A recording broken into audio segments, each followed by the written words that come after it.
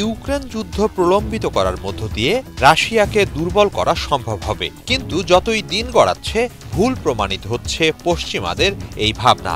বরং দিন দিন রুশ বাহিনী ইউক্রেনের নতুন নতুন অঞ্চল দখলে নিচ্ছে।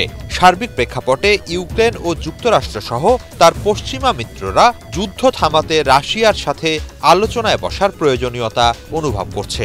বিভিন্ন সূত্রের বরাত দিয়ে এমনটাই জানিয়েছে আন্তর্জাতিক গণমাধ্যম ফাইন্যান্সিয়াল টাইমস। ফাইন্যান্সিয়াল টাইমসের সম্পাদকীয়তে বলা হয়, ইউক্রেন যুদ্ধ নিয়ে যুক্তরাষ্ট্র ও পশ্চিমা দেশগুলোর মানসিকতা বদলে যাচ্ছে। শুধু তাই নয়, ইউক্রেন সরকারের কোনো কোনো অংশের মধ্যেও দেখা যাচ্ছে এমন মানসিকতা। দখল করা ভূখণ্ড থেকে রুশ সেনাদের না তাড়ানো পর্যন্ত যুদ্ধ চলবে, এমন কঠোর অবস্থান থেকে সরে আসছে তারা। বরং যুদ্ধ থামিয়ে ইউক্রেনের বাদবাকি অংশ রক্ষার বিষয়টি বেশি গুরুত্ব পাচ্ছে।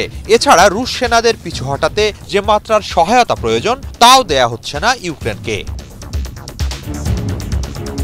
ফাইন্যান্সিয়াল টাইমস আরও বলে, দোনেস্কে একের পর এক অঞ্চলের নিয়ন্ত্রণ হারাচ্ছে ইউক্রেন। এরই মাঝে এগিয়ে আসছে শীতকাল, সে সময় যুদ্ধ হয়ে উঠবে আরও কঠিন।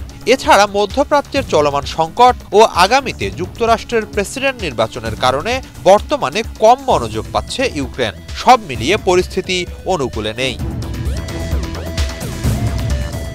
ফাইন্যান্সিয়াল টাইমস জানায়, রাশিয়া এরই মাঝে যেসব অঞ্চলের নিয়ন্ত্রণ নিয়েছে ইউক্রেন সেগুলোর দাবি প্রত্যাহার করবে। বিনিময়ে ইউক্রেনকে ন্যাটোর সদস্য হওয়ার ব্যাপারে সম্মতি দেবে রাশিয়া।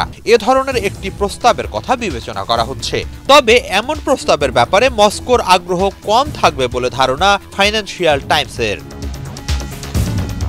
এদিকে এরই মাঝে দোনেস্কের পোক্রোভাস্কে নতুন একটি অঞ্চল দখলে নেয়ার কথা জানিয়েছে রুশ বাহিনী।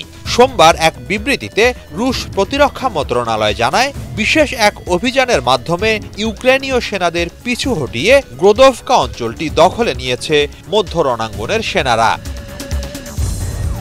হিজল জোবায়ের, বাংলা ভিশন।